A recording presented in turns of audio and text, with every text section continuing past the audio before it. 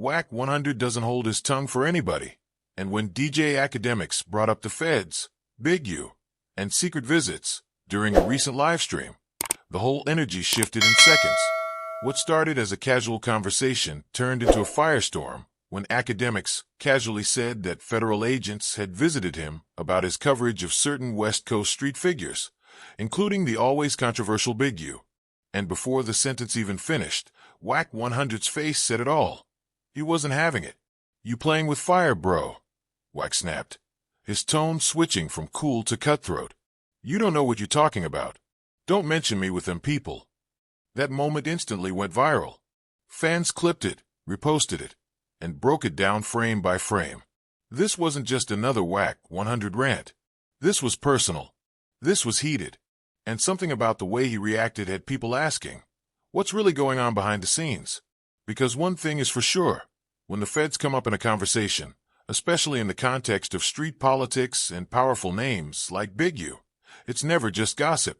Akademiks, known for being messy, sarcastic, and fearless on stream, had no idea what kind of bomb he was dropping. He mentioned that law enforcement came to him asking questions, not about a crime he committed, but about information he might have, things he's heard, things he said on camera. He didn't seem too worried. In fact, he almost laughed it off. But Wack 100? He wasn't laughing. Wack's reaction was a mix of anger and warning. "Don't speak on Big U and no feds in the same sentence, especially not around me," he said. "You think this YouTube risk is a game, but this is real life. You can get people hurt talking like that." Now, Wack 100 and Big U have a complicated history. They've had beef. They've had moments of peace.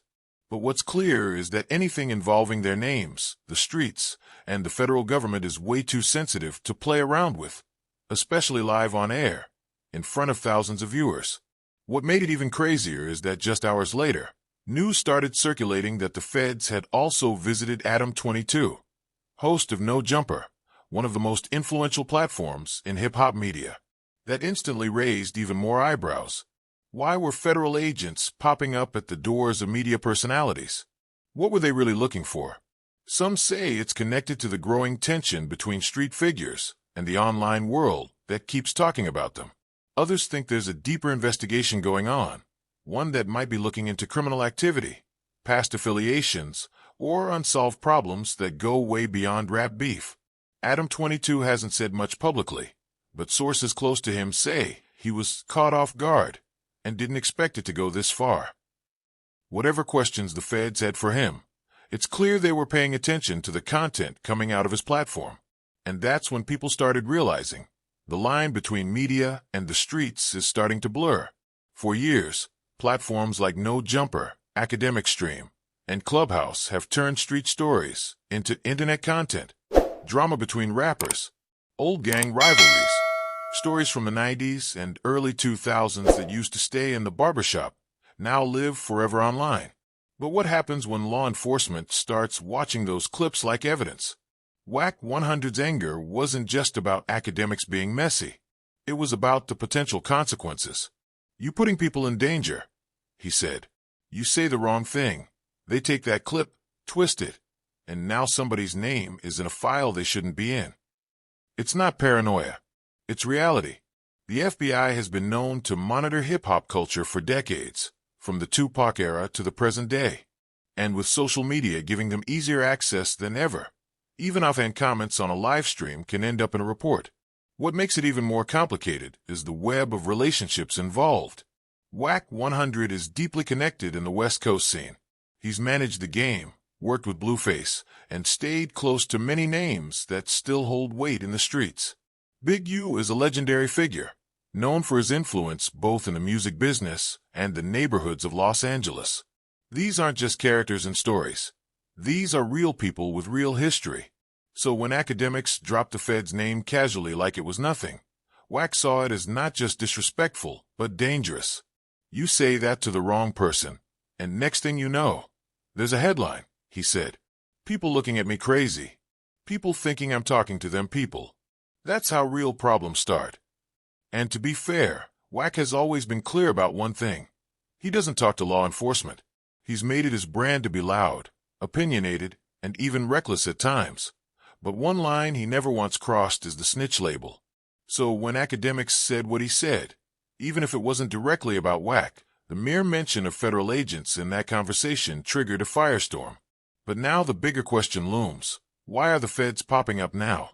Some insiders believe that the government is turning its attention to the influence of online platforms in gang-related activity. Not because the podcasters themselves are involved in crimes, but because their content might help investigators map out connections, timelines, or conflicts. If someone on a podcast says, "So-and-so used to hang out with that crew back in 2005," that one line could unlock months of research. And when that kind of information comes from high-profile names like Wack 100, Big U, or guests on No Jumper, it becomes even more valuable. There's also the possibility that the feds are investigating something way bigger, something that hasn't hit the blogs yet. Maybe they're watching how these platforms influence the youth, fuel beefs, or indirectly promote violence. Maybe they're trying to predict the next flashpoint before it happens. Whatever the case, the tension is building. Akademiks might have thought he was just being funny, dropping tea for clicks, but now he's realizing that certain topics can't be joked about. And Wack 100 made it clear. You speak on real names. You better understand the weight of what you're saying. Because now, every clip matters. Every interview. Every comment. Every reaction. The internet doesn't forget, and neither do the streets, or the feds. And as this story keeps unfolding, one thing is becoming clear. The era of reckless content is entering dangerous territory. If people don't start thinking twice before speaking, we might see even more media figures getting unexpected visits. More names dragged into investigations they never signed up for. More chaos over words that were meant for clicks, not consequences. For now, Wack 100 is still heated. Akademiks is probably watching his words more carefully. And Adam 22. He might be reconsidering just how much truth gets told on No Jumper going forward. Because when the feds start knocking, the game isn't just about views anymore. It's about survival.